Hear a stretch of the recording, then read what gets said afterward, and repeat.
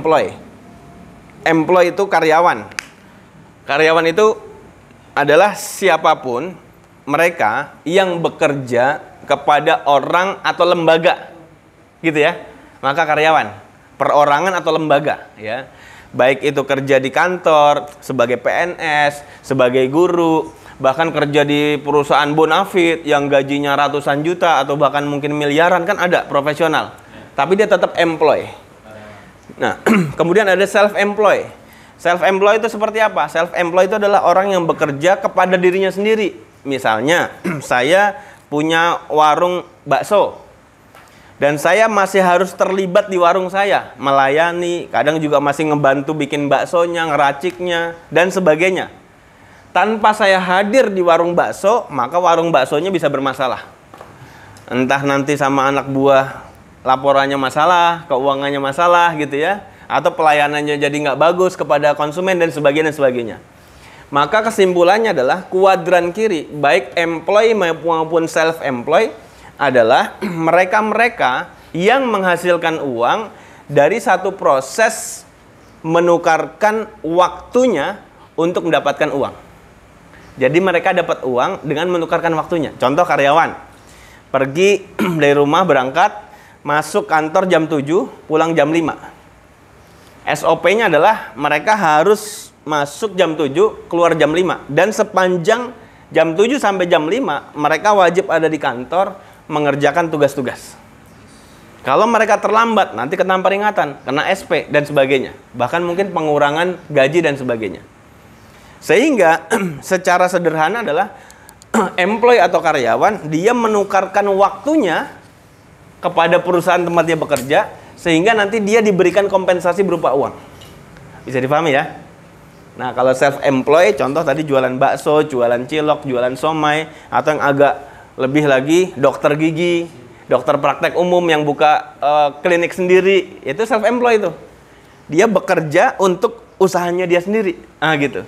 Atau bisa jadi orang punya toko elektronik besar, karyawannya ada 30 orang. Tapi dia masih harus terlibat, datang setiap hari. Kenapa? Karena kalau dia nggak datang, udah usahanya bisa mulai bermasalah tuh. Entahlah laporan keuangannya, entah pelayanannya, entah apanya akan bermasalah. 2 hari, 3 hari mungkin masih oke. Tapi seminggu si owner nggak datang karena belum tersistem, usahanya mulai kejang-kejang gitu ya. Ownernya meriang seminggu, bisnisnya kejang-kejang. Nah, itu ciri diantaranya kuadran kiri. Dan saya punya teman, punya mitra, beliau punya usaha keluarga, yaitu toko material, bahan bangunan. Itu besar, di daerah Kuningan sana. Karyawannya banyak. Dan saya tanya, liburnya kapan? Ya kan dia pemilik bisnis kan, pemilik usaha, liburnya kapan? Saya nggak punya libur, kecuali lebaran. Jadi tutupnya cuma lebaran Bapak Ibu. Lebaran 2 hari libur, habis itu buka lagi. Loh, emang nggak ada karyawan? Oh, nggak bisa dihandle karyawan. Karena saya bagian keuangan. Gitu. Dan dulu pernah dipegang orang lain bermasalah. Kayak gitu. Maka ini ciri adalah self-employed. Meskipun hasilnya dia setiap bulan besar sekali usahanya.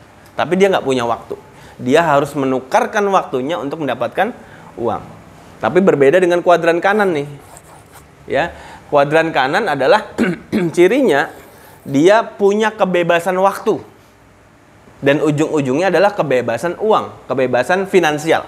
Ya, kebebasan waktunya apa? Kebebasan waktunya adalah karena dia membangun, ini adalah business owner, pemilik bisnis yang bersistem. Contoh, misalnya, Bapak Ibu tahu usaha tren supermarket bahan bangunan hari ini? Toko material bahan bangunan? Ya, Mitra Ten dan sebagainya. Di sini juga ada, di mana-mana ada gitu ya. Pertanyaannya adalah, ownernya toko tersebut standby di toko nggak? Kenapa nggak? Karena dia sudah tersistem. Sistem kerjanya karyawan sudah ada, sistem penginputan sudah jelas, arus kasnya jelas, semuanya jelas. Nah, ini bisnis bersistem. Wah, itu modalnya gede Pak, ya gede. Nanti kita akan bahas bisnis model bersistem apa, yang modalnya kecil, resikonya kecil, tapi punya potensi hasil besar. Nanti kita bahas. Kemudian berikutnya adalah I. I itu apa? Investor.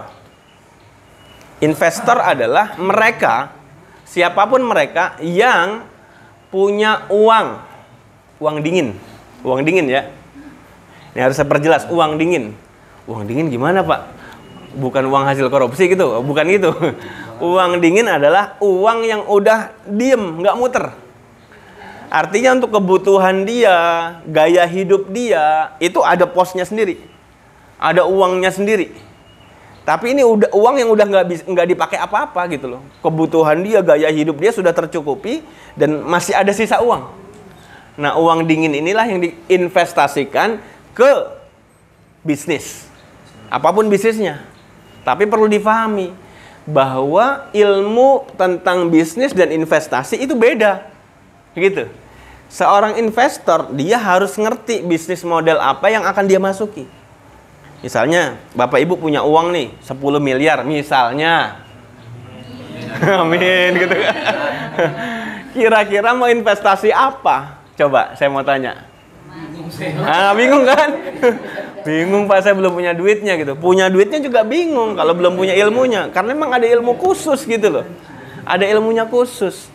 Banyak orang ketika saya punya teman senior saya dulu di tempat saya pernah bekerja, beliau resign itu dapat pesangon 1 miliar. Lumayan Pak, lumayan. Dapat pesangon 1 miliar, iya, real ini. Senior saya. Nah, setelah itu beliau hubungi saya. Saya mau silaturahim nih, ngobrol kan, ketemu ya, duduk bareng dari pagi sampai asar baru pulang. Dari pagi sampai asar, Pak. Awalnya ketika dia telepon mau ketemu saya itu, beliau mau konsultasi bisnis model apa yang kira-kira cocok buat saya. Ya salah satunya tentu HNI lah gitu ya. Ya atau arahannya seperti apa, bagaimana saya mengelola uang. Tapi ternyata bos sekalian, 80-90% pembicaraan hari itu ternyata bukan tentang masa depan. Ya bukan tentang bagaimana ke depan. Bukan tentang future-nya. Tapi tentang masa lalu. Dia cerita dulu di tempat kerja begini, begitu, curhat segala macem. Padahal kan udah nggak penting gitu loh. Kita mau bicara masa depan. Tapi 80-90% pembicaraan tentang masalah-masalah yang terjadi di tempat beliau pernah kerja. Dan akhirnya Bapak sekalian, alhamdulillahnya memang gabung HNI jadi stokis. Tapi nggak berusia panjang. Karena beliau merasa, ya ini cuma 5 juta jadi stokis gitu. Duit gue masih banyak. Masih 900 juta lebih gitu loh. Akhirnya beliau diajak untuk investasi ke sebuah bisnis properti yang kafling-kafling itu tahu ya. Bangun 10 rumah, 15 rumah, kan lagi musim tuh di mana-mana tuh. Klaster-klaster kecil. Masuk ke bisnis itu, ternyata apa yang terjadi? Temen yang dia kenal baik, ya kelihatan soleh, ternyata itu casingnya. Dalam perjalanannya ternyata jauh dari amanah. Bahkan dia untuk kemudian ngambil uang yang sudah terlanjur masuk, ya itu dia harus sewa pengacara. Dan itu ada uangnya Bapak sekalian, betul nggak? Ada biayanya. Dan itu pun uangnya nggak bisa langsung cair gitu. Dicicil-cicil. Wallahu alam itu sampai lunas atau enggak gitu. Pokoknya dicicil-cicil. Ya intinya berkurang lah. Kemudian setelah itu diajakin temennya bisnis ayam. Bisnis ayam Bapak sekalian.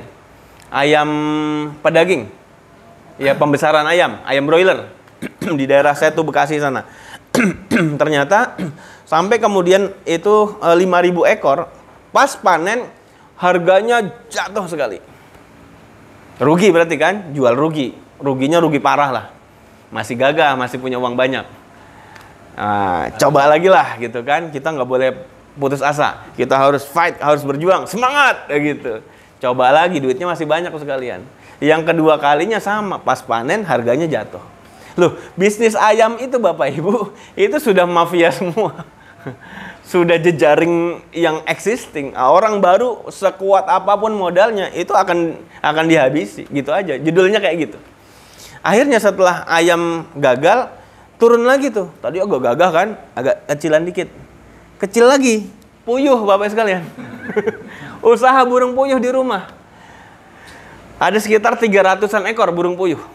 Tadi 5.000 ayam, sekarang burung puyuh petelur 300 ekor. Sebulan bisa menghasilkan sekitar 9 sampai 10 jutaan sebulan. Ya alhamdulillah lah bisa menggantikan penghasilan di tempat kerja dulu, meskipun ya di bawah tempat kerja, tapi lumayan ada penghasilan. Sampai kemudian jalan, habis tuh burung puyuh. Sekarang sudah nggak punya usaha dan menjalankan servis orang. Ruqyah ya, diantaranya ruqyah gitu.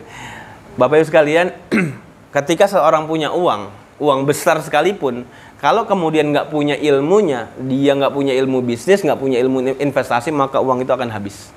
Maka seringkali ketika saya diskusi dengan banyak orang gitu ya, misalnya bisa bicara tentang bisnis, ya mau bisnis apa? Ya teman-teman yang masih kerja mau bisnis apa? Ya ini bingung, saya belum punya modal. Selalu itu yang jadi satu alasan. Padahal saya pernah buka BC pertama kali di Kerawang, Business Center HNI, yang modal awalnya itu dulu minimal 100 juta. Saya nggak pakai uang saya sepeser pun, 0 rupiah. Tapi alhamdulillah dalam beberapa hari terkumpul uang 130 juta yang kita bisa buat sewa tempat, buat langsung bisa buka BC, belanja produk. Dan dalam waktu 1 tahun, bismillah, dalam waktu 1 tahun, itu Januari 2015, omset bulan pertama 160 juta, omset bulan ke-12 bulan Desember itu 1 miliar 50 juta rupiah. Tanpa uang saya sepeser pun. Jadi Bapak Ibu sekalian, kalau hari ini banyak orang mengeluh, saya nggak punya modal Pak, nggak punya modal. Bukan nggak punya modal, tapi nggak punya ilmu. Nah, maka hari ini kita mulai belajar Bapak Ibu sekalian. Siap? Siap. Kita ilmui dulu nih, ilmu tentang kuadran kanan. Nah, saya mau langsung shortcut saja.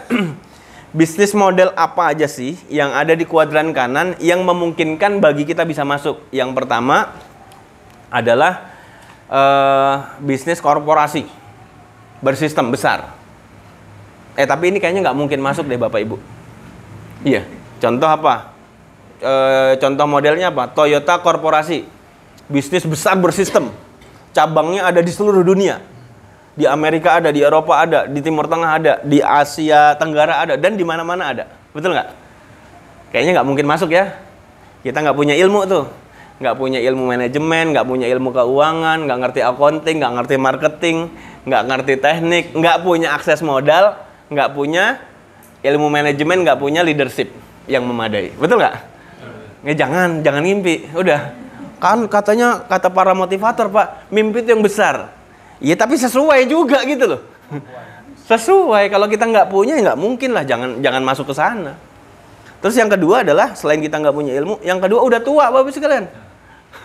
Umurnya rata-rata udah di atas 30, bener nggak? Ya sudah, nggak usah ngimpi. Kalau umurnya masih 20-an, lulusan dari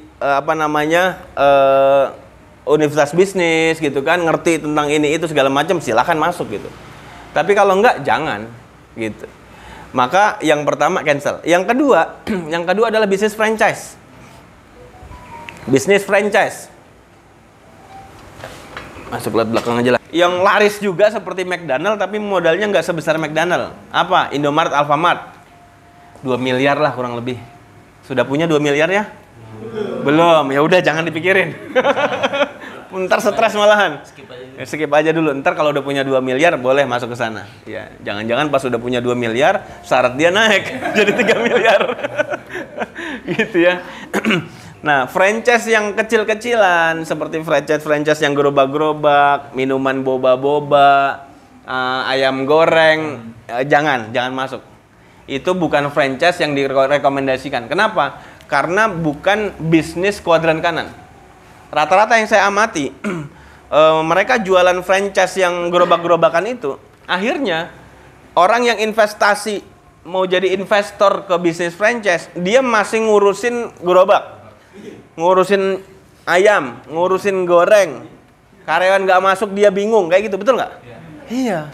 Tapi beda kalau Indomaret, Alfamart, McDonald, KFC, si investor yang punya uang sudah masukkan beli McDonald atau beli KFC atau beli Indomaret di Alfamart, dia bisa tidur-tidur cantik gitu loh. Bisa leha-leha, ngimpi aja dapat duit gitu loh.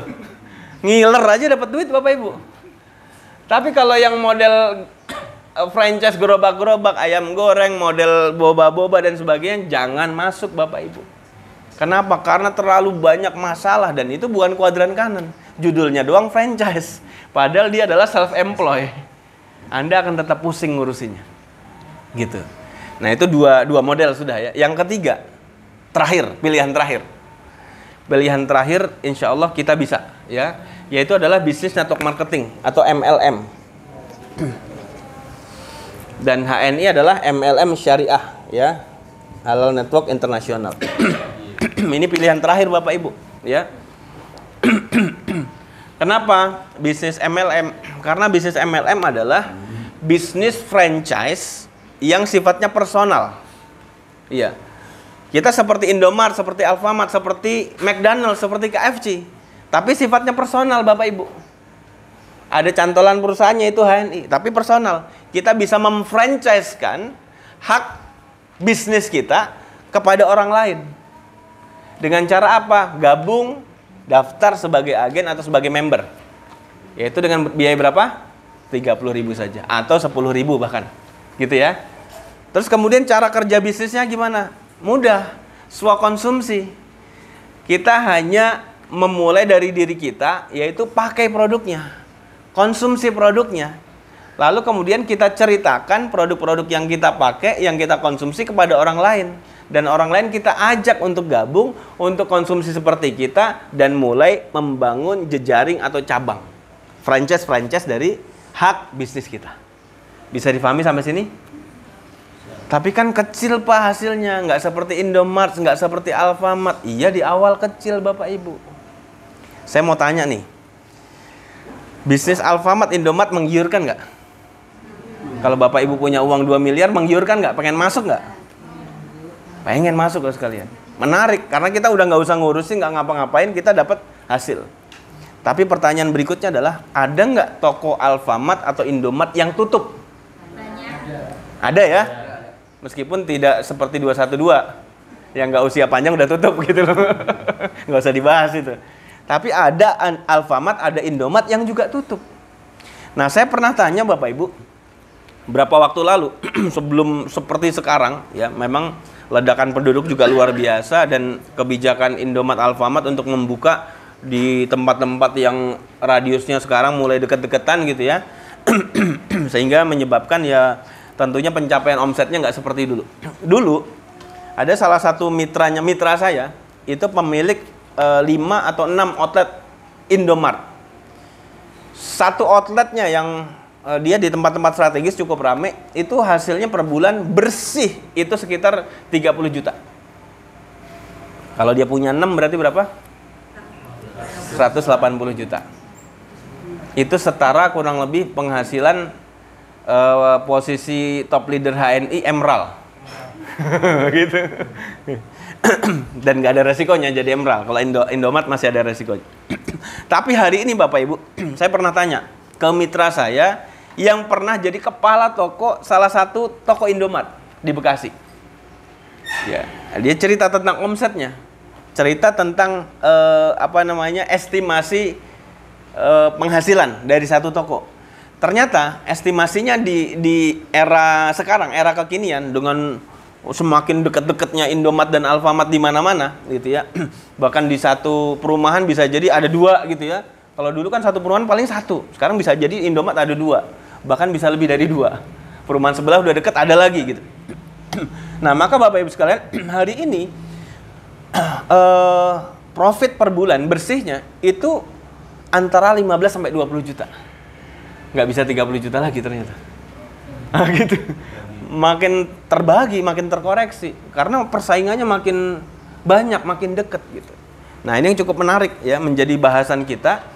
Apa kemudian bedanya dan keuntungan dari bisnis model MLM Syariah HNI?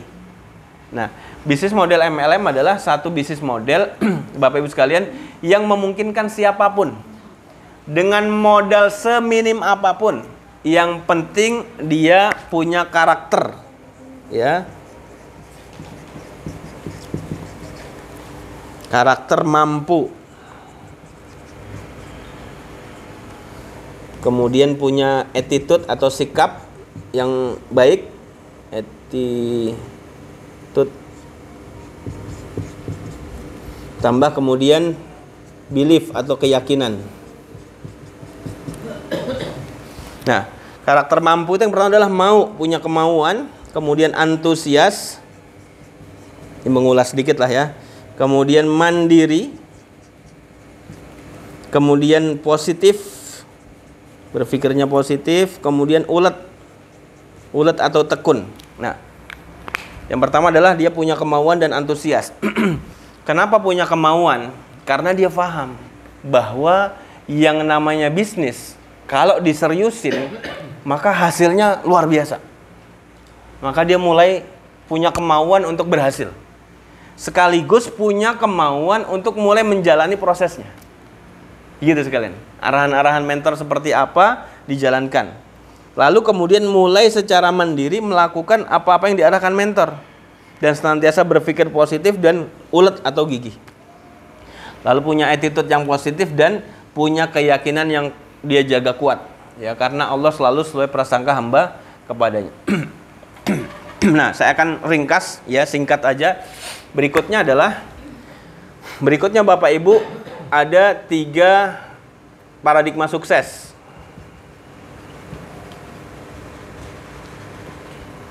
Tiga paradigma sukses bisnis HNI. Ini perlu dipahami betul Bapak sekalian. Yang pertama adalah pangkat tinggi, yaitu eksekutif director. Kemudian omsetnya besar. Kemudian cakep atau cara kerjanya benar. Bentar, yang harus saya jawab.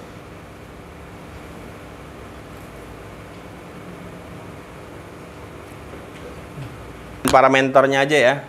Saya akan persingkat nanti, fokus ke cakepnya.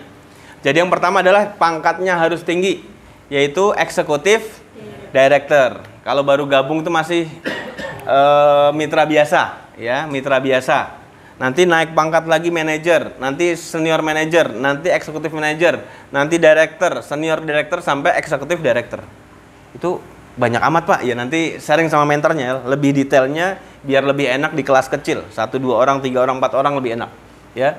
Kemudian omset besar, ya omset besar ini dicapai setelah pangkatnya tinggi. Nanti kemudian para mitra kita dan para mitra aktif dan loyal belanja pakai produk HNI, maka akan membentuk omset besar. Nah, saya akan fokus membahas tentang cakepnya, cara kerja benarnya bisnis HNI. Nah, mana nih? Tisunya. Tentang strategi jodoh Bapak sekalian. Strategi jodoh. Bukan strategi dapat jodoh ya, tapi strategi jodoh gitu. Jodoh itu singkatan. Yang pertama J adalah jantung. Kemudian ada D dan H, darah. Kemudian O-nya ada 2, berarti oksigen. O2 kemudian oksigen. Ini seperti konsep kesehatan kita. Kalau orang jantungnya sehat, darahnya mengalir dengan baik, lancar, nggak ada sumbatan, penyerapan oksigen dia baik, rajin olahraga dan sebagainya, maka insya Allah dia akan memiliki tubuh yang sehat. Begitupun bisnis. Ketika jantung bisnisnya sehat, darahnya, sel-sel darahnya mati tergantikan gitu kan, terus bergerak, ada sel-sel darah baru gitu ya, volume darahnya cukup, oksigen darahnya cukup, maka bisnisnya juga sehat. Nah, yang disebut jantung dalam bisnis di HNI adalah apa? Pertemuan. Maka Bapak Ibu kalau bisnisnya mau sehat, maka harus ada pertemuan yang rutin berkala. Dibuat rutin pertemuan. Pertemuan dengan mentor, pembimbing, dan pertemuan dengan mitra. Dapat materi dari mentor, disalurkan, disampaikan kepada para mitra. Seperti itu. Pertemuan itu ada yang namanya home sharing, home meeting gitu ya, ada training, pelatihan-pelatihan dan sebagainya. Nah, itu pertemuan-pertemuan. Setiap pertemuan akan menguatkan jantung bisnis kita di HNI, ya. Akan memberikan ilmu, memberikan inspirasi, motivasi seperti itu. Kemudian darah, darah di bisnis saya ini apa? Yaitu agen-agen baru. Agen-agen baru Bapak sekalian. Nah, agen baru. Gimana caranya dapat agen baru? Yaitu caranya apa? Caranya adalah dengan cara PCA. P itu adalah singkatan dari pakai, cerita, ajak. Ya. Pakai produk-produk HNI, konsumsi produk-produk HNI, lalu ceritakan. Kepada siapa kita cerita? Kepada siapa saja. Yang penting dia adalah manusia yang masih bernapas. Kalau udah nggak bernapas, udah jangan diceritain gitu loh. Udah henti napasnya. Kita cerita ke dia, ya percuma. Asal dia masih bernapas, Bu, itu cerita aja gitu. Yang masih hidup gitu, apalagi yang sehat. Nah, itu kita lakukan PCA kepada mereka. Nah, gimana cara yang efektif? Cara yang efektif adalah mulai dengan membuat daftar nama calon prospek. Dari mulai keluarga dekat kita, teman-teman dekat kita, teman TK, teman SD, teman SMP, teman SMA, teman kuliah gitu ya, teman kerja, teman, pokoknya teman lah gitu. Tapi bukan teman tapi mesra ya. Pokoknya teman lah itu. Dibikin tuh, di list daftar namanya. Siapa, fulan, fulana. Nah, gitu. Terus nomor teleponnya. Keluarga siapa yang belum gabung HNI nih, ya. Terus di sekitar yang belum gabung HNI siapa? Nah, setelah namanya ada, kalau bisa sampai 200. Minimalnya 100 daftar nama. Lalu diolah tuh. Janji ketemu, janjian lewat WhatsApp, ditelepon, atau datangi langsung setelah janjian. Seperti itu sekalian. Terus ngapain? Terus cerita. Cerita seperti saya tadi bisa nggak? Bawa jamu kayak begini gitu kan. Ngapain sih bawa jamu? Ya kan ngobrolnya enak, nggak langsung produk. Tapi kalau memungkinkan orang kita langsung bisa bicara produk, ya nggak usah pakai ginian. Jadi ini cara lain yang saya ingin sampaikan kepada Bapak Ibu. Oh, ada cara lain gitu ya. Ada cara lain yang kita bisa tuh bawa-bawa ginian. Supaya apa? Supaya lebih mudah orang connect. Karena orang sudah paham ini serai, orang sudah paham ini temulawak, paham ini jahe, paham ini kunyit, kencur, dan sebagainya. Paham mereka bahwa itu adalah tumbuh-tumbuhan berkhasiat, herba-herba berkhasiat. Dan paham kemudian kita akan cerita bahwa di HNI juga ada produk-produk yang di antara unsur-unsurnya adalah jamu-jamu yang kita bawa ini, yang khasiatnya begitu banyak. Lalu kenapa ketika sudah ada jamu harus beli produk HNI? Karena kita dinamis, bergerak. Kita nggak mungkin setiap hari ngerebus jamu. Kita lagi sibuk ini, ya sudah, yang kapsul aja praktis kita telan langsung. Kita mau bepergian, kita mau pelesiran, ya mencegah masuk angin, untuk stamina, imunitas, daya tahan tubuh, ya bawa kapsul-kapsul produk HNI yang sudah terstandar, aman, dan sebagainya. Nah, kita bisa cerita Bapak sekalian. Bisa cerita gitu? Bisa. Mudah ya? Mudah. Kita bisa cerita juga tentang ginseng. Ini kan herbanya hanya satu. Ginseng merah Korea dimix dengan kopi dan susu plus kolagen lagi untuk kecantikan, untuk kulit ya. Nah, yang menarik adalah Bapak sekalian, testimoni sudah sangat banyak, terkhusus orang yang punya masalah diabetes, gula, punya penyakit gula, diabetes, ya. Tidak secara spesifik, ya, ini diberikan untuk penyakit diabetes bisa menurunkan gula darah.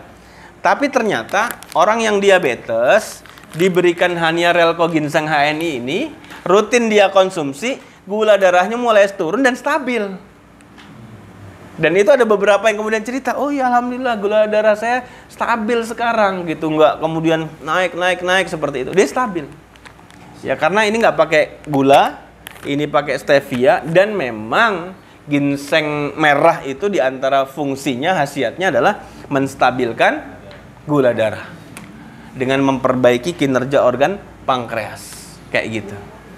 Dan kemudian untuk imunitas atau daya tubuh kita secara umum itu ginseng sangat luar biasa. Saya dulu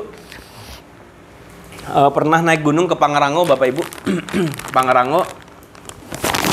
Bentar, ditelepon. Saya pernah naik Gunung Pangrango dulu. Terus kemudian kondisinya hujan, dingin, terus masuk angin, bahkan diare. Wah, udah mulai lemes tuh. Itu sudah sedikit lagi naik puncak, tapi belum sampai puncak. Nah dulu ya belum kenal HNI lah, belum ada HNI ya. Saya beli ginseng akar ginsengnya, ya. Akar ginseng plus ada airnya. Dan saya nggak tahu itu halal apa enggak. Ya zaman dulu lah, masih bujangan gitu ya. Ada airnya, terus saya minum sedikit-sedikit airnya. Itu rasanya luar biasa, tenaga tuh. Nah pas mulai turun, saya makan ginsengnya sampai habis. Itu untuk kembali ke bawah, alhamdulillah tuh. Fit, alhamdulillah.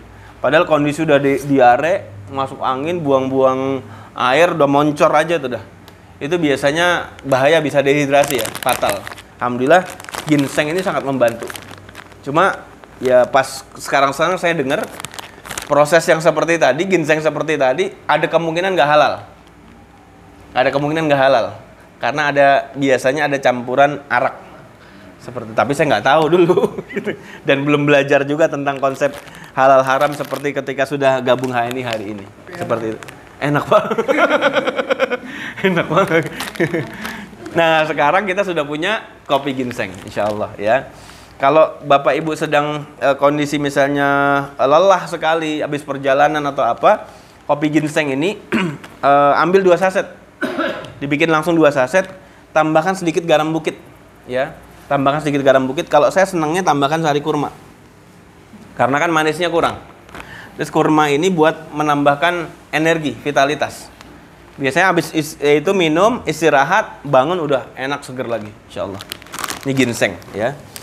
Jadi kita punya produk-produk yang berkelas, yang premium, yang hari ini orang cari Bapak Ibu sekalian, orang butuhkan.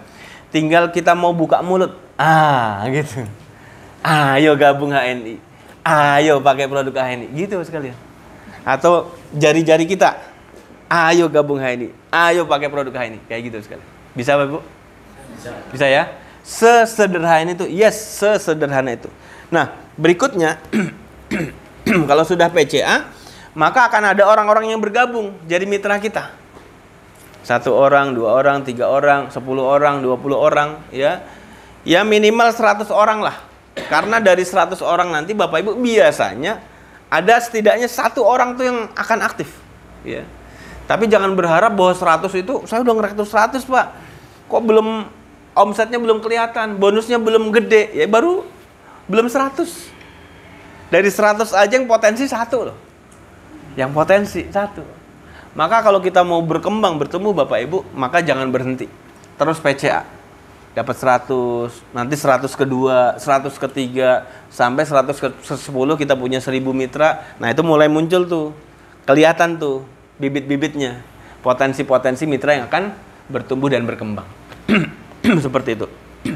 Kemudian Bapak Ibu, yang berikutnya adalah supaya bisnis kita sehat, maka harus ada O2 atau oksigen. Oksigen bisnis HNI adalah stok produk. Stok produk yang memadai, maka harus ada stokis.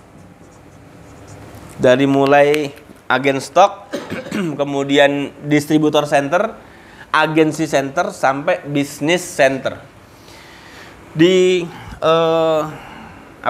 sebagian daerah ya, seperti mitra-mitra saya ada di daerah Kalimantan Timur, agak-agak daerah pedalaman gitu, mereka cukup kesulitan untuk dapat produk. Dan untuk dapat produk itu mereka harus menempuh perjalanan berkilo-kilometer Bapak Ibu. Kalau di Bekasi kita udah enak banget. BC deket Pak Andri ya, di BTR, Masya Allah. Bahkan bisa dikirim ke rumah gitu loh. Cepet lagi, hari itu juga gitu ya.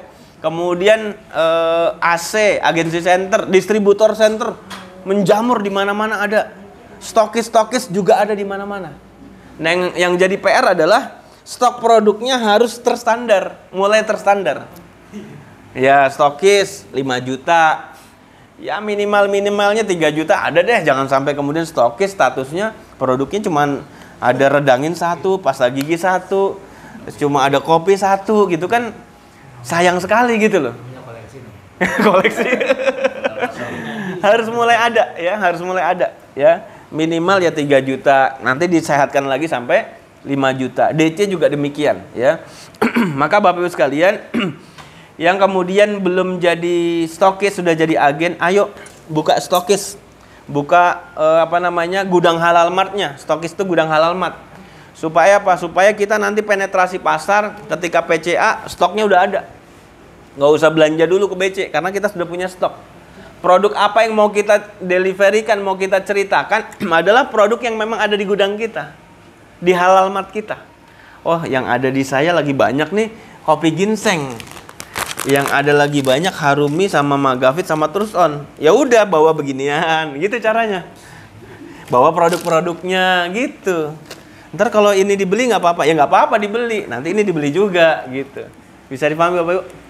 Mudah ya? Mudah Bapak Ibu sekalian. Terakhir banget, saya mau cerita perjalanan bahwa bisnis ini banyak orang yang menganggap remeh. Ini bukan bisnis real. Banyak orang sampaikan seperti itu. Karena banyak orang beranggapan bahwa bisnis real adalah bisnis yang ketika kemudian kita melakukan transaksi langsung ada untungnya banyak. Ya itu real juga. Tapi Bapak sekalian, bisnis ini juga bisnis real. Tetapi memang perlu dibangun dengan ketekunan, keuletan, kesabaran. Karena angka-angkanya dimulai dari angka kecil. Pendaftaran 10.000 atau 30.000. Ibu dulu daftar berapa, Bu? 30.000 atau 10.000? 20.000. Oh, ada yang 20.000 ya? Oh gitu. 10.000 plus kartu 20.000. Oke. Ada 10.000, ada 20.000, ada 30.000 ternyata ya. Oh ya, saya baru tahu nih 20.000. Ya pokoknya ada lah gitu ya.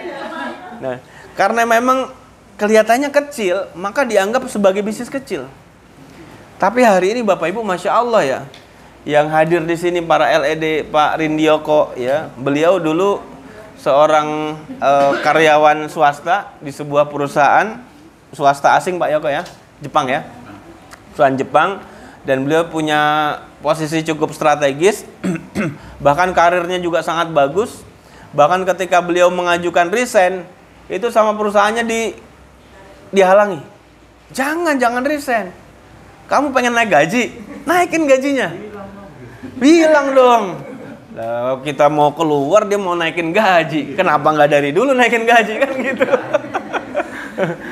Pengen fasilitas apa? Kasih mobil, mau dikasih mobil gitu. Tapi Masya Allah, beliau udah mantep di HNI. Karena hasil di HNI sudah melampaui penghasilan beliau di tempat kerja, ya sudah, hari ini beliau sudah fokus di HNI. Dan Alhamdulillah baru pulang ke Bekasi kemarin, lawatan ke Lampung ya, beberapa daerah di Lampung, berapa? 5 hari? 5 hari dan ini menjelajah, membangun bisnis baru, pasar baru di Lampung seperti itu. Saya ingat perjalanan saya dulu ketika saya menjelajah Kalimantan Timur Bapak Ibu, ya di kampung-kampung kayak gitu juga. Dan Masya Allah sambutan masyarakat sangat luar biasa. Meskipun masyarakat di perkampungan, tapi mereka juga ternyata antusias dan masih pengen juga produk-produk yang memang sudah terstandar. Meskipun hasil bumi mereka seperti ini melimpah. Gitu. Kenapa? Karena butuh variasi dalam kehidupan. Kalau bikin jamu setiap hari ya bosen gitu. Mbok yang kapsul ditelan tuh nggak ada rasanya gitu loh. Tapi khasiatnya terasa, gitu. Itu edukasi kita.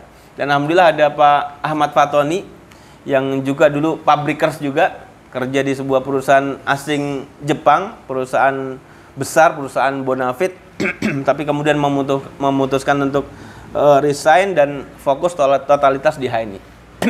Yang menarik dari beliau, kalau Pak Yoko tadi resign dari perusahaan ketika memang penghasilannya sudah di HNI sudah melampaui penghasilan beliau di perusahaan. Kalau Pak Fatoni enggak, ini orang super nekat. Beliau super nekat ya. Ketika penghasilan beliau masih sangat minimal gitu ya, belum menyamai bahkan jauh di bawah penghasilan waktu di tempat kerja, beliau langsung resign gitu. Saya sampaikan, jangan nekat, udah resign kok gitu.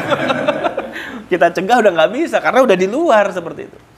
Ternyata gambaran impian indah saat mau resign itu di dunia nyata tidak seindah apa yang di dalam impian gitu. Maksudnya tidak sekonyong-konyong bim salah bim langsung berubah gitu kan, butuh proses. Akhirnya Masya Allah beliau jalani untuk survival jualan tahu keliling, Pak. Jualan tahu keliling, tahu gitu ya. Tahu sehat lah ya, tahu sehat. Tahu yang nggak pakai apa namanya formalin. Itu 1 tahun atau 2 tahun Pak Fatoni? 2 tahun ya, Masya Allah. Terus kemudian juga untuk survival lagi, beliau sekali waktu kalau ada event-event di sekolah, dicari ada event sekolah mana nih? Ya ada temen, ini ada event di sekolah, tempat anak saya, udah datang. Jualan bando Bapak Ibu. Bando anak-anak itu, yang mainan-mainan anak-anak, terus apa itu, beliau jualan gitu. Ya pernah juga jualan di sekolahan, udah panas, nggak laku gitu ya. Tapi kan bolak-balik bensin keluar, seperti itu. Ini masa-masa survival, sambil kemudian beliau tetap menjalankan proses PCA-nya. Terus merekrut stokis-stokis di grup beliau. Sampai kemudian waktu itu salah satu grup Pak Fatoni yaitu Pak Asep Anang mulai dapat mitra di Hong Kong. Dari Hong Kong, gitu. Mitra di Hong Kong dari Facebook Pak Asep ya. Yaitu Bu Supiati. Dan setelah itu Bu Supiati tertarik dengan postingan Pak Asep. Terus kemudian gabung 30.000, belanja kopi HNI. 2 pouch gitu ya, kopinya dikirim ke Hong Kong, ternyata cocok gitu ya, rasanya enak, terasa khasiatnya, kemudian dicoba ke teman-teman ternyata cocok semua gitu, alhamdulillah. Mulai diarahkan oleh Pak Asep, Bu Supiati segera PCA, ya teman-teman yang sudah icip-icip itu ajak gabung segera, ajak nyoba beli produk. Terus gimana caranya Pak? Bu Supiati buka stokis, nah, harus ada stok produk, lalu Bu Supiati transfer ke Pak Asep untuk belanja produk dikirim ke Hong Kong. 2 hari habis produknya, 5 juta sekalian. Keren Pak, keren? 2 hari Bapak Ibu. Karena kalau di Hong Kong nggak bisa seperti kita di rumah sendiri, kita stok nggak bisa. Mereka kan kerja di rumah majikan, nggak boleh bawa-bawa barang. Jadi mereka sewa locker, ada locker itu ya, sewa locker, dan per hari itu mahal. Makanya nggak boleh lama-lama, maksimal 2 hari harus habis. Gimana caranya? Dia putar otak loh. Alhamdulillah 2 hari habis. Setelah itu mulai pada cocok, banyak yang gabung, orang-orang yang sudah gabung diajak jadi stokis oleh Bu Sofi, oleh Bu Supiati itu, jadi stokis. Nah, ada satu momentum waktu itu saya dan Pak Fatoni dengan mentor saya Pak Ari Mariadi, kami ke sebuah daerah di Jawa Timur, Trenggalek, yaitu daerah tempat salah satu mitranya Pak Asep. Beliau mau meresmikan apa namanya agen stoknya, DC-nya kalau nggak salah, DC-nya. Tapi di kampung itu bikin tenda, bikin marawisan, iya kayak hajatan. Ada marawisan nih, ada kayak begini gitu. Keren pokoknya, luar biasa. Dan sambutannya sangat dahsyat gitu. Selesai acara, saya ngobrol sama beliau. Udah nggak ada orang lah, kita berdua aja ngobrol. Itu dekat Pantai Perigi di daerah Jawa Timur sana. Saya tanya ke beliau, Bos, saya manggil beliau bos gitu ya. Beliau manggil saya bos juga. Jadi kita sama-sama manggil bos. Saya tanya, bonus sekarang berapa? Waktu itu 2014 bulan Agustus. Bonus 1,7 juta. Terus saya tanya waktu itu, kapan siap pecah telur bonus 10 juta? Akhir tahun ini. Itu kan edan sekali tuh. Emang kudu gila banget gitu loh. Bonus 1,7 juta di bulan Agustus 2014. Terus saya tanya, kapan pecah telur bonus 10 jutanya? 1,7 naik ke 10 juta. Akhir tahun ini. Agustus berarti kan? September, Oktober, November, Desember. 4 bulan. Itu Agustus pertengahan itu. September, Oktober, November, Desember. 4 bulan. Alhamdulillah berjalan buat sekalian. Masya Allah luar biasa. Di akhir Desember 2014 selesai. Kemudian awal Januari tahun berikutnya muncul tuh informasi tentang bonus bulan Desember. Ternyata bonus beliau pecah 11 juta, sekian. Masya Allah. Dari 1,7 jadi 11 juta. Itu dalam waktu 4 bulan Bapak Ibu. Terjadi lompatan. Gimana caranya?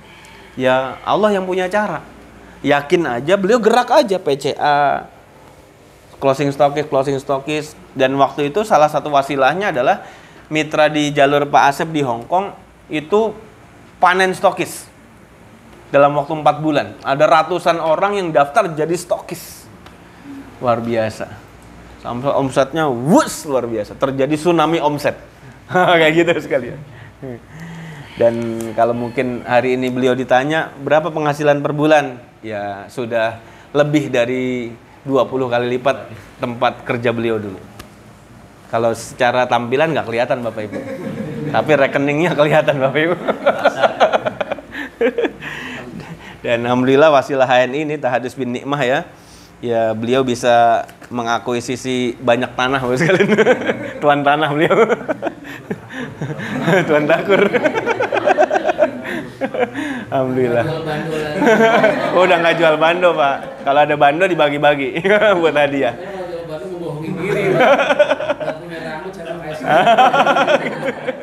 Betul. Ya, alhamdulillah.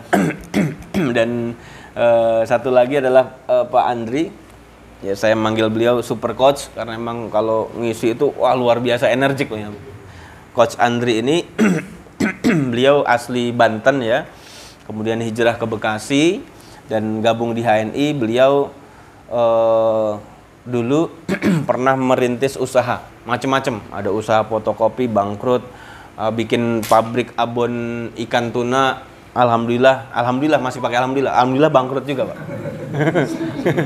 Karena kenapa saya bilang alhamdulillah? Karena akhirnya ketemu HNI, dari HNI beliau bangkit lagi. Ya, beliau pernah juga kerja sebagai staf di sebuah perusahaan swasta yang memang beliau menjadi salah satu kunci di perusahaan tersebut. Dan ketika beliau resign itu harus nunggu penggantinya dulu ya. Karena orang yang punya kualifikasi untuk posisi beliau nggak mudah dapatnya gitu. Alhamdulillah setelah dapat penggantinya, beliau resign totalitas dan ya alhamdulillah hari ini survive di HNI. Ya beliau owner dari BC HNI Bekasi 8. Bekasi 8. Berapa penghasilannya? Ya lumayan lah ya gitu. Kalau total penghasilan beliau bersama istri sebulan tuh ya alhamdulillah di atas 20 juta lah insyaallah. Lumayan Pak, lumayan. Lumayan. Tapi tampilan masih sederhana sekali. Biasa aja. Kalau ada orang di HNI itu nggak kelihatan gitu. Duitnya banyak gitu. Nah, Bapak Ibu, gimana sih caranya tuh Pak bisa penghasilan puluhan juta kayak gitu? Ya, sederhana, PCA aja. Dimulai dari kita rutin pakai produknya, loyal pakai produk HNI, lalu mau cerita, mau buka mulut, gitu ya, ajak orang gabung HNI, ajak orang loyal pakai produk HNI, ajak orang aktif untuk mau lakukan PCA juga seperti kita. Sederhana, gimana? Gitu. Buka mulut, ajak gitu. Ayo gabung gitu. Jari-jarinya diaktifkan, ayo bikin status WA, ajakan gitu ya, rekrut, terus seperti itu polanya. Sesederhana itu, yes. Bapak Ibu, saya punya mitra di Kota Kuningan juga, tempat asalnya Bu Lili. Beliau hari ini membuka resto, ya ini kuliner, usahanya kuliner ayam goreng, fried chicken, ya dengan minuman kekinian. Dan yang menarik adalah banyak orang kemudian melihat satu sisi, wah namanya Kang Irwan, wah luar biasa Kang Irwan ya, hari ini bisnisnya luar biasa bertumbuh, dahsyat banget. Padahal dulu cuma seorang karyawan pabrik biasa gitu kan, kemudian pindah menjadi karyawan di sebuah perusahaan ayam goreng gitu. Sekarang punya resto ayam goreng yang punya cabang sudah 16. Kemudian minuman kekinian ada 16 cabang juga. Dahsyat pada dahsyat. Saya pernah estimasi penghasilan beliau dari omset, beliau kan pernah cerita omset gitu ya, ayam, minuman segala macam. Udah otak bisnis saya bekerja, kalkulator bisnisnya bekerja. Hitung. Wah, penghasilan beliau per bulan itu 200 jutaan. Asik Pak asik? Asik Pak asik? Cakep Pak cakep? Cakep. Tapi kalau saya yang di posisi beliau jalanin bisnis itu, nggak mungkin bisnisnya bisa bertumbuh seperti beliau. Kenapa? Karena syarat-syarat yang tadi saya sebutkan di awal itu beliau punya. Beliau ngerti tentang manajemen, beliau ngerti tentang accounting, memang dulu kerjanya sebagai seorang accounting, ngerti tentang pelaporan keuangan, gitu ya. ngerti celah-celah, kemudian ngocek, itu bisa direkayasa segala macam. Bahkan di tempat kerja beliau yang kedua di perusahaan ayam goreng sebelum beliau resign, bikin bisnis sendiri, itu beliau berhasil mendeteksi kebocoran-kebocoran, korupsi-korupsi prestasi beliau, sehingga diangkat jadi kepala cabang, dikasih fasilitas mobil dan sebagainya. Nah setelah itu, wah ini kayaknya dijebak nih, saya nggak bisa membangun bisnis sendiri nih, dikasih fasilitas supaya saya betah di sini. Akhirnya beliau resign. Gitu. Nah, beliau selalu punya keilmuan itu, ya. Bahkan beliau ngerti tentang branding, beliau belajar tentang marketing dan sebagainya. Dan alhamdulillah beliau punya akses modal, ya. Ada masih kerabat beliau, masih saudara beliau yang kemudian tahu potensi, ngobrol-ngobrol segala macam, ya udah saya masuk, saya invest. Jadi memang ada yang punya modal saudaranya, percaya, dan memang dipresentasikan dia bisa mengerti detail A sampai Z-nya, berjalan. Cabang pertama, cabang kedua, bertumbuh cabang ketiga, sampai hari ini sudah punya 16 cabang plus 1 kafe, alhamdulillah, masya Allah. Keren Pak, keren? Keren. Tapi saya ingatkan Bapak Ibu, kalau nggak punya kualifikasi tadi, jangan coba-coba. Karena banyak orang yang sekedar merasa punya modal, nekat menjalanin bisnisnya dalam waktu kurang dari 2 tahun tutup semuanya. Ada Pak Fatoni punya mitra itu buka kafe Pak Fatoni, ya, kafe kekinian. Wah keren lah, gagah. Sewa ruko, beli mesin, rekrut bukan bartender namanya, barista. Ya, merekrut barista, pelayan dan sebagainya gitu ya. Nggak nyampe setahun ditutup. Kenapa ditutup sebelum setahun? Karena kalau usaha kafenya terus dijalanin, ruginya tambah banyak. Tutup aja udah. Akhirnya dilelang tuh. Harga mesin-mesin yang mahal-mahal itu dilelang semurah-murahnya. Supaya menutup kerugian, supaya nggak makin parah. Kayak gitu sekali. Jadi nggak mudah. Harus ngerti marketing, ngerti branding, ngerti accounting, ngerti keuangan, ngerti manajemen, dan sebagainya. Kalau enggak, ya sudah, ini aja. Gitu sekalian. Ini adalah satu potensi yang Bapak Ibu sekalian nggak punya ilmu-ilmu yang tadi saya sebutkan, tapi bisa dapat uang banyak. Bisa dapat uang banyak Bapak Ibu. Ya alhamdulillah, beliau-beliau nggak ngerti tuh. Ya mungkin kalau accounting sama keuangan sedikit banyak Pak Asep sama Pak Andri ngerti, karena background beliau S1-nya ekonomi gitu ya. Asep Anang gitu ya. Ya, tapi kan ilmu yang lain nggak paham. Ilmu marketing hari ini nggak paham. Ilmu branding apalagi hari ini nggak paham. Ya jangan coba-coba bisnis kalau nggak paham. Karena sama seperti tadi, buang-buang uang gitu. Tapi kalau di sini Bapak Ibu modal dari 30.000 ya, kemudian jadi stokis 5 juta, mulai kembangkan, bangun cabang-cabangnya, rekrut hanya dengan 30.000, ajak pakai produk, ajak loyal pakai produk. Sesederhana itu, insya Allah penghasilannya bisa besar. Bisa dipahami? Oke. Alhamdulillah saya juga punya mitra ini dari jalur pertama saya, Grup Pak Fatoni. Di atas beliau ada namanya Pak Jarso. Ada jalur terbesar kedua saya. Kalau Grup Pak Jarso itu secara omset per bulan rata-rata 700 ribuan poin. 700.000 poin itu setara dengan sekitar 2,1 miliar omsetnya. Banyak Pak ya? Dan itu dimulai dari 30.000 Bapak sekalian. Dimulai dari 30.000. Dimulai jadi stokis. Mulai kembangkan, rekrut 1 orang, rekrut 2 orang, berkembang puluhan orang, ratusan orang, ribuan orang. Sekarang sudah lebih dari 10.000 orang. Kemudian jalur kedua saya ada namanya Pak Arhani, kemudian merekrut mitranya namanya Pak Perbowo. Pak Perbowo merekrut mitranya Pak Wahyudin. Nah, Pak Wahyudin ini yang jadi bintang di jalur kedua saya. Omset di grup kedua ini sekitar 400 ribuan poin. 400.000 itu sekitar 1,2 miliar. Ya kalinya 3.000 rupiah ya, sekitar 1,2 miliar omsetnya per bulan. Lumayan Pak, lumayan? Lumayan Bapak sekalian. Dan semua orang-orang itu hampir nggak ada yang ngerti ilmu-ilmu yang tadi saya sampaikan. Paling ngerti satu, keuangan, paling ngerti accounting. Yang lain-lain nggak paham. Apalagi manajemen. Ada yang mungkin ngerti manajemen, nggak ngerti keuangan, nggak ngerti accounting, nggak ngerti branding, nggak ngerti marketing. Tapi alhamdulillah Bapak Ibu sekalian, alhamdulillah tekun mereka menjalani bisnis ini. Ternyata hari ini Pak Wahyudin menjadi salah satu top leader di HNI. Meskipun kalau ngelihat orangnya mungkin Bapak Ibu nggak akan nyangka, "Oh, masa sih kayak gitu doang, masa sih gitu, penghasilannya puluhan juta." Iya, penghasilan beliau bersama istrinya di HNI itu per bulan di atas 50 juta per bulan. Digabungkan sama-sama LED couple. Beliau berdua dengan istri penghasilan di atas 50 juta. 50 sampai 70 juta. Menarik Pak, menarik. Cuman lulusan pabrik Bapak Ibu sekalian, pabrikers, kerja pabrik, suami istri juga pernah kerja di pabrik. Kayak gitu. Nggak ngerti ilmu-ilmu yang ajaib-ajaib tadi tuh. Yang aneh-aneh tadi nggak ngerti. Tapi mau tekun jalanin PCA, tekun untuk rekrut stokis, tekun adakan pertemuan rutin Bapak Ibu. Alhamdulillah bertahun-tahun bertumbuh. Di tahun pertama sampai tahun kelima itu tahun-tahun penuh perjuangan. Ya, saya mengawal tim beliau bolak-balik Karawang. Ya belum mapan. Bonus saya juga masih kecil dulu. Omsetnya masih kecil pula.